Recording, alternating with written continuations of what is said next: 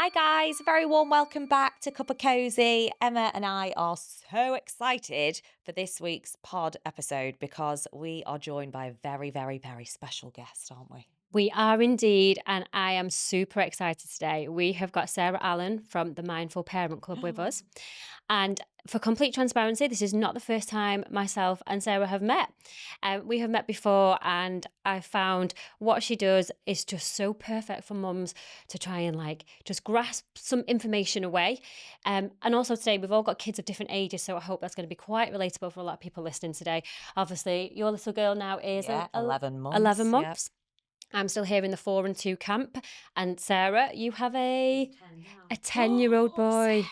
So we're obviously all in different stages of parenthood. But what I love about Sarah and what I feel like she's going to give everybody to take away today is some amazing tips for parents with kids of all ages. Is that right? Yeah, definitely. Well, I think the first thing we can ask you, if possible, is how you started. Because I feel like what happens is, as a mum, everybody has their own experiences. Yeah. But what was it that made you want to go into the Mindful Parent Club? So when I became a mum, Yeah. like over 10 years ago now, basically I thought I felt quite confident going into parenthood. And then when I actually got into it, into the thick of it, and the challenges started to come up, as I say, my little boy wasn't a great sleeper. He's quite anxious, tantrums, and it was really challenging in the first few years. And I remember just feeling like, who's going to tell me how to do this? Like, is Yeah. anyone going to give me any support here? But it kind of led me on a real deep dive then into like parenting, psychology, child development, and I really, really found it fascinating. Eventually led me to university studying children's mental health because I really loved it that much. And I worked in services for a little bit, and I was supporting children and families. And I still felt like that weren't where I was really wanting to be, because I felt like there was no support for parents who weren't in crisis, but they just wanted to be proactive. Yeah. And we all got challenges in some way, Mhm. shape, or form, especially in the modern day, having to juggle everything we're juggling. And I just felt like parents don't really want to reach out for support because there's quite a bit of stigma attached to Yeah. parenting support, especially in services.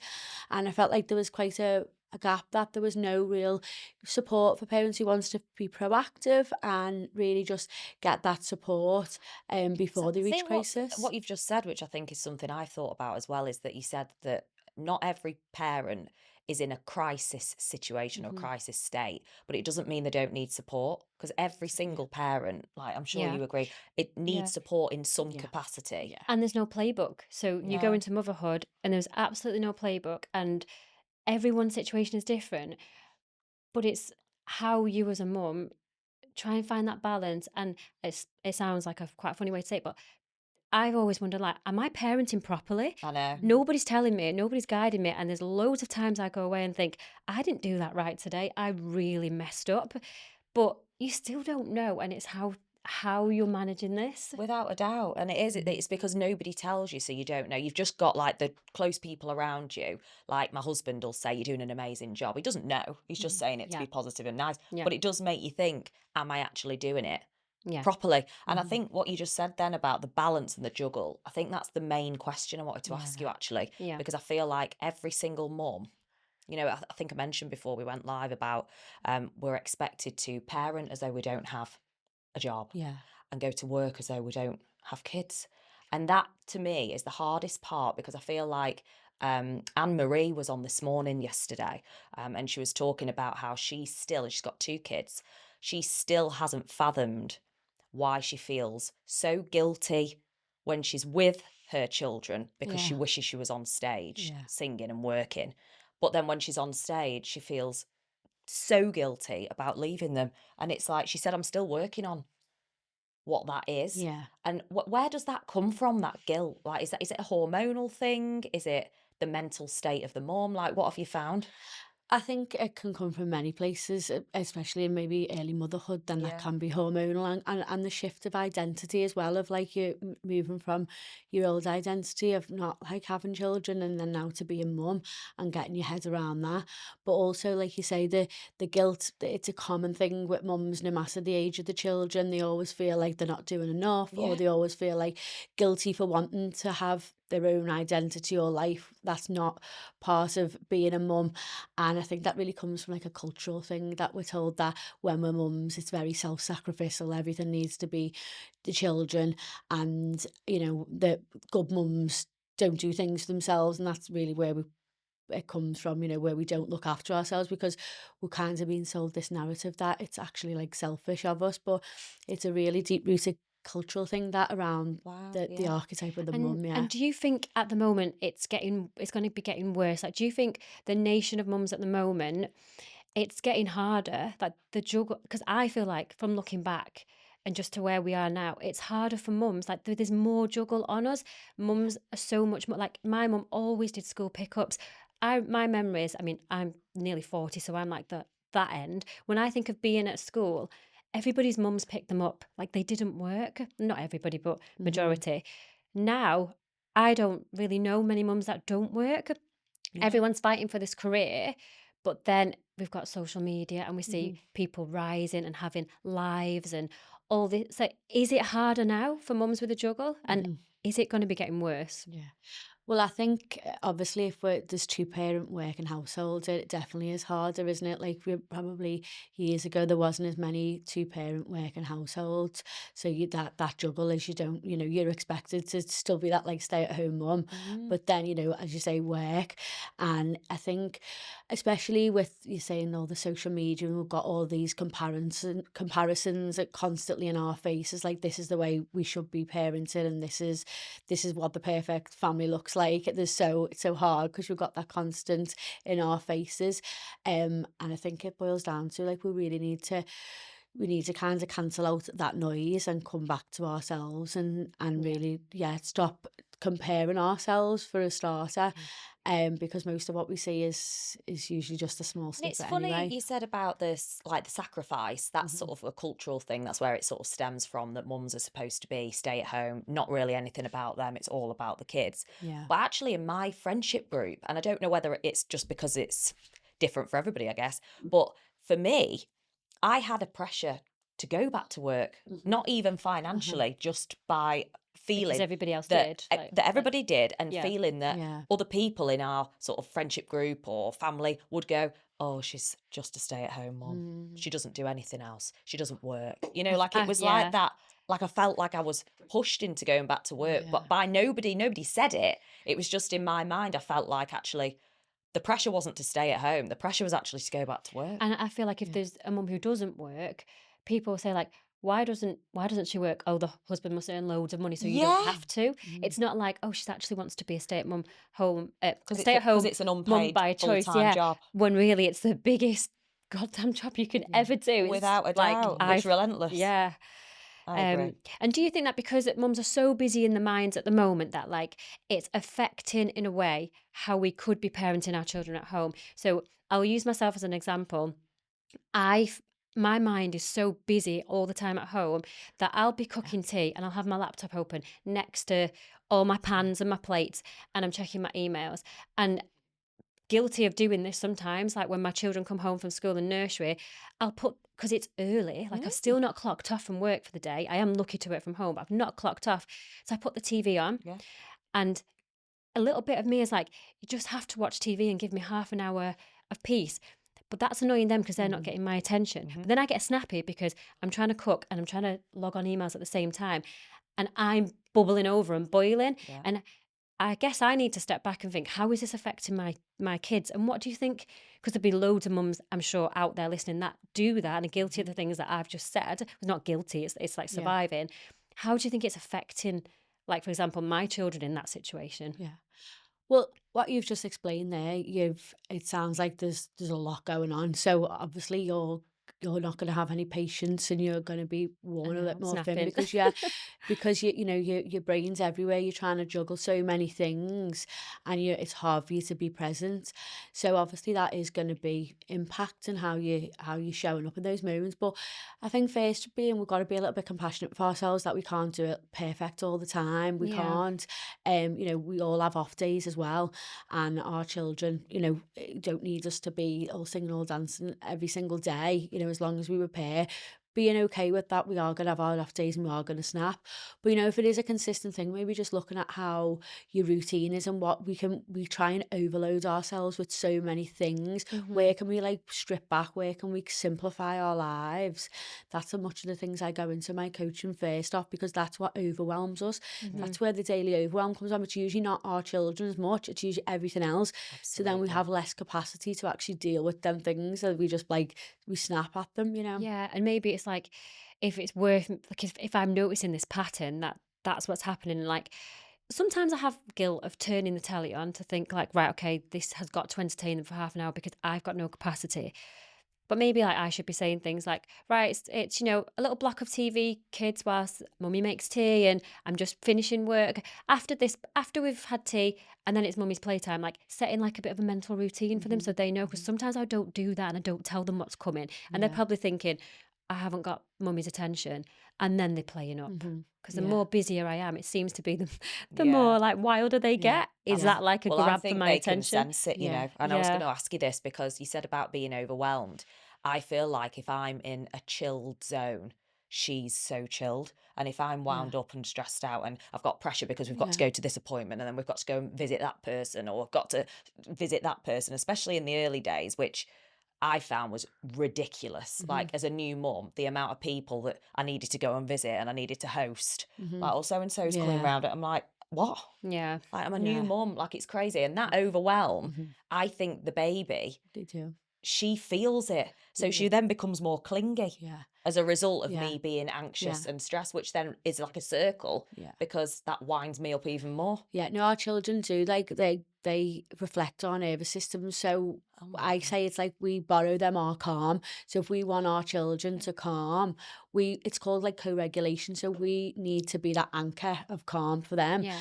And then Wow. that's why they're learning that skill of emotional regulation, and they learn to regulate their emotions through watching us. So that's really, really why it's just the first step of my coaching is really honing in on and you being regulated and how you're feeling and your emotional state.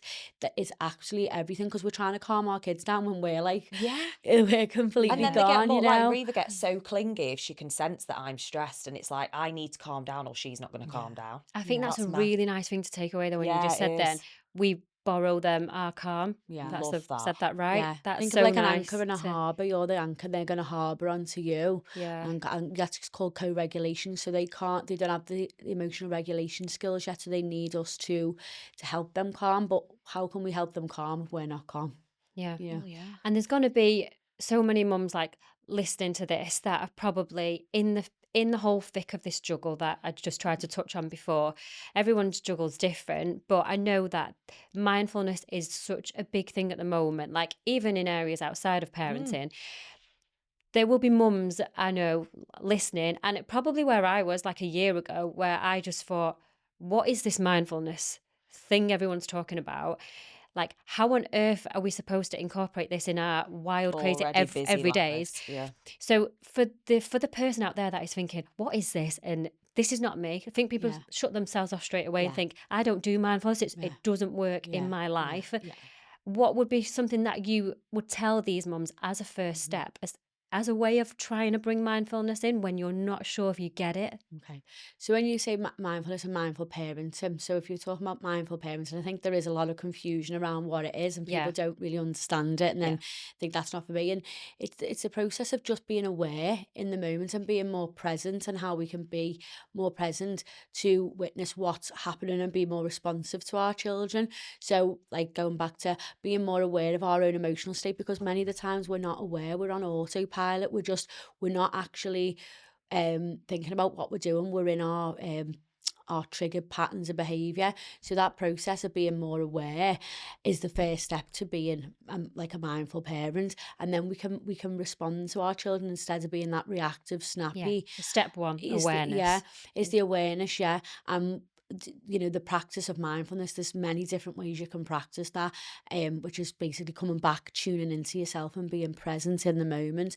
And what I tell my parents is that's a very personal thing of what can work for you, and finding your daily ritual which is going to ground you back, so you're not just we live constantly in our heads and we don't live in our bodies. So we're just constantly working on autopilot. Mm. So it's a big bringing ourselves back Well, it's into our interesting actually. I think if bodies. anyone's watching this pod today or this episode, if you do practice mindfulness in your own way, because hmm like you said, Sarah, everybody's got their own way, hmm leave it in the tips below, because, or if you can comment below on anything that you do Yeah. to start that mindfulness process in your own life, because there'll be a lot of people that do it without knowing, Yeah, Sarah. yeah, Like a lot of people do yeah, practice mindfulness yeah, and have their own way of grounding yeah, themselves, but they don't actually talk about it, yeah, like they No, they don't don't. share it. yeah. One of the many things that people don't share, Yeah, it's being present, and because we're constantly we're constantly in the past or in the future in our minds, and Mm, bringing ourselves back to, okay, I'm in this room right now, focusing on things. I do breath work, I do movement journaling, things that's going to really bring me back to this present moment. wow, okay, that's Yeah. amazing. And I know obviously, like I touched on it before, that this isn't the first time we've met. I've met you before, and Sue, literally, like I think we'd only been speaking for like 10 minutes, and I felt like I could tell you all my struggles really with my kids. And as I said to you, I find my 2-year-old boy really, really challenging. Do I you? have never seen tempers and tantrums like it. Like I just did not have that experience with my girl. And that hmm was when we talked, you said a few things to me that have stuck in my mind. And that wasn't even a coaching session, it was just me and you talking. You did repeatedly say to me that sometimes we haven't got the tools, we haven't got the toolkit that we need to be able to handle certain situations. And that sticks in my head a lot now since we spoke. When he has a really bad tantrum, and I can feel it inside me and I don't It's a know how to horrible react. feeling. And if I feel Yeah. horrendous about how I am reacting, I think I've not always had this, I've not had the toolkit. I didn't know how, nothing prepared me, I didn't know how to do it. hmm There was an example a couple of weeks ago that absolutely like pulled the rug from underneath my feet. Um, he was just in a mood, as 2-year-old boys can hmm be. He wanted me to make him a banana smoothie because I can't give him banana milkshake because he's got allergies, and we didn't have the actual like milk, the right milk in to do it. So, anyways, I was doing him a fresh one with his oat milk. That's a boring story aside. Anyway, bananas just somehow really triggered him, even though he's asking for one. He watched me make the smoothie and then kept wanting me to give him a banana. So I'd give him one, and in his anger, he was throwing the banana on white walls. I was like, yeah, I'm Yeah. making a banana Which is smoothie that what you've you've asked asked for, for. Yeah. but then you want to hold the banana, but then you're smashing it into the wall. So I was keeping cool, thinking, it's okay. He's just in a bad mood. hmm Anyway, then he just absolutely exploded and he was throwing bananas all around the kitchen. So I said, right, let's go. I'm going to put you in your bed now. You're going to have a little bit of time in bed. Okay. And then as he saw the stairs, he went that mad, turned around and actually slapped me across the face. And it's the Oh first my time I've God. ever been slapped across the face by one of my children. Yeah. And felt like I couldn't breathe. Yeah. It's like someone squeezed my heart. I was hmm absolutely, I didn't know what to do. And and I don't know whether I'd say I'm ashamed to admit it or not, because I don't know what is right or wrong, but I shouted. Yeah. I was like, you do not hit your mum. hmm And I shouted it so loud. I was like, oh my God, I hope no one's heard that from outside. Picked him up, put him in the bed, and went into the bathroom. And like my heart was racing. I Yeah. couldn't breathe proper. And I just thought, I didn't handle that right. I screamed. But I walked away and thought, I don't know how to deal with that. I still don't know. And I'm not saying that you have like the magic answers right here, right now, because I know obviously you're a coach and there's lots to unpack. Mm. But what did I do wrong? And what am I supposed to do right? Yeah. First off, don't feel like you've done anything wrong. I know, I You've felt in that horrendous. situation sounds very, very stressful. If someone hits you in the face, many people are going to It was find it just- really yeah. difficult to Just stay calm. a strong slap. So, just remember that. And children, yeah, they sometimes, not all children, but they do hit, and that is again, that's a response from them when they're in a dysregulated state. It doesn't mean that they're intentionally hitting you to be, to harm you. Yeah. They don't understand that yet from their developmental point of view. They're not hitting you in that way to harm you. But when it comes at you in your face and it hurts you, it's hard not to I feel know. like that. So I think in that moment is again, it's coming back to you keeping yourself calm. You've shouted, don't hit me, that's fine. But then afterwards, if that's how you've responded, you can then repair and talk about it later when he's in a more calm state. Because what we try and do is we try and in these situations, we want to fix the behaviour, we want to correct the behaviour. And that was what I was battling with, because in my head I was always also thinking, like, if my husband was here or somebody else watching, they'd say, this isn't okay for a child to turn around, shout at you and slapping you. Yeah. There has to be punishment. Yeah. But I didn't know what type of punishment other than to shout. Yeah. So I always use the analogy, like, you can't teach a fighting dog to sit. So in that moment, when we say we want to punish children, we think that's because we want to teach them appropriate behaviour, don't we? Yeah. And we want them to learn not that behaviour is not okay. I was just making him a banana smoothie, Yeah. exactly what he wanted. Yeah. But he slapped me for it. Yeah. Yeah. Cheers. So it sounds like that situation's escalated and he's become dysregulated. And like you say, there's probably a lot to unpack. And to I'm left understand. Confused. Like, why has Where's that that happened? behaviour come from? From me giving something nice to that. Yeah. And I think, understanding that if we want to teach them more appropriate behaviour, we want to be able to get them in a receptive state. So, I mean, he's only 2, isn't he? Yeah, But, 2.5. But, when you're going to have a better response from him, and the information's going to go into his brain when he's in more calm state. Yeah. So that So wouldn't not be the that time moment. to, but you just need to handle the situation. And if someone's, in danger, or there's harmful behaviour like hitting and biting and things like that, that's not all you need to deal with in that moment, and don't, stop that behaviour from happening. And then you'd wait for the moments that the child's in a more receptive state, which means they're in a regulated state, and then you can teach. So in that and heightened correct and redirect. scenario, it's about going back to what you said about simplifying it, actually, rather than thinking about the banana smoothie and all the things that you've done. we wanna because to fix you, it. that's what you've done, the right Oh, thing. You've done yeah. what he wanted. In my head was, I'm giving you a treat. Yeah, and And now I've been it's actually slapped. gone Yeah. the opposite way. But actually, he obviously wasn't in the mood for whatever reason. Like you just said, I Yeah, don't know, he just whatever wasn't in that reason. mood. And is it Yeah. that we need to read Yeah. first? Like we just think, what mood and what Could I have state are they prevented in? it? So it's Should we think avoid the that's- yeah. banana smoothie altogether? sometimes these I will behaviours are from now on. unavoidable. Like sometimes, like children, they are just, their little brains are not developed yet, and they can go from 0 to 100 over something so like crazy. You think, how has that just triggered that emotional response?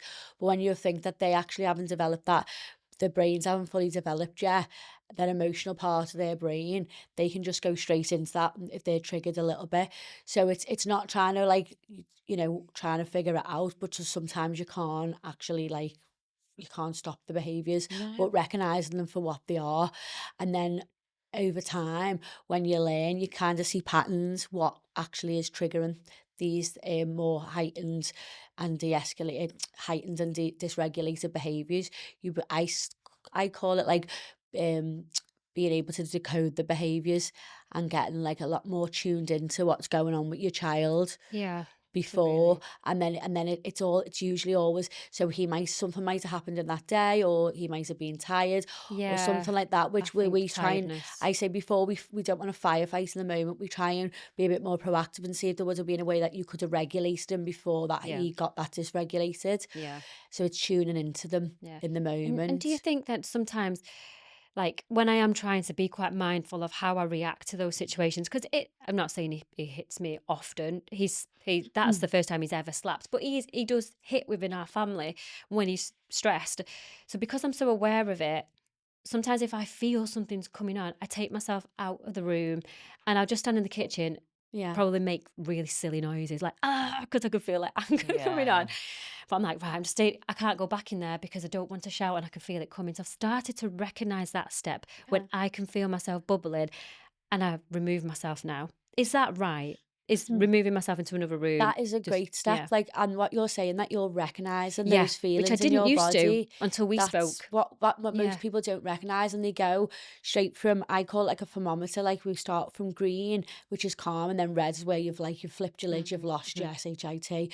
And I say to my parents, get to level 2 when you start to feel those low level irritation, and then that's when you can intervene because you're less likely to fully lose it then, and then do what you need to do. If there's no immediate danger, then just remove yourself from the room. They'll be fine for a minute, even if there is like something going on. But if they're not in danger and they're not going to harm themselves, that would probably be the You know what? best Like thing to do. I have this chat now, and like I'm coming from the whole 4-year-old and 2-year-old camp. I look at people who have like 3-4 kids, and they're all close in age. Well, even ones that aren't. I think, how are you doing it? Like, I don't know if any of you guys are going into a total different motherhood world now. I'm watching the Victoria Beckham Yeah, me documentary, too. and she's got 4 kids who are obviously grown up.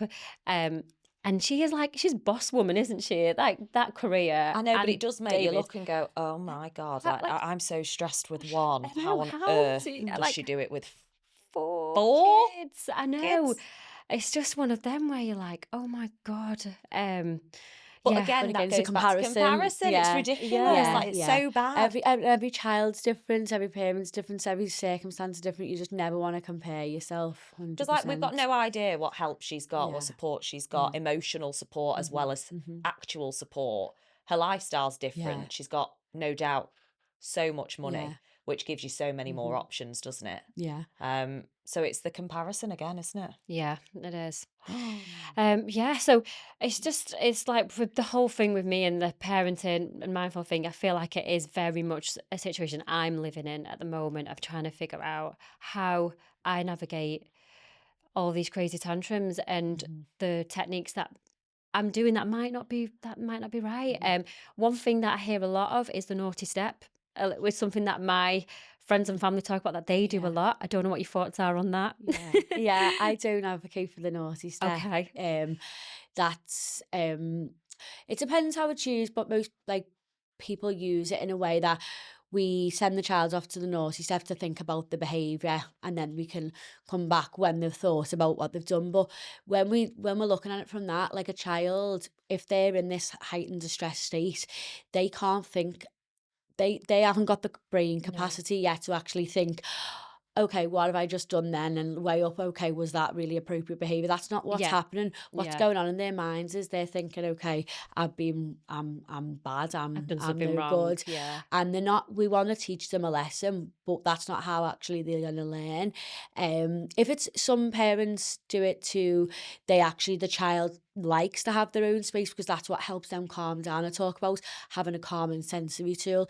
If the child likes to go to the room themselves and they've chosen like a little space that they want to sit on, it's not the naughty step. But if it's the naughty step, I mean, it's labelled the naughty step, when we understand where children's behaviours are coming from, naughty's a label, and when we get to understand that behaviour is actually just communication, or a child that hasn't learned a skill yet, or it's a sign of an unmet need, we want to respond to what the child needs to support them to build the skills next time to be able to act more appropriately.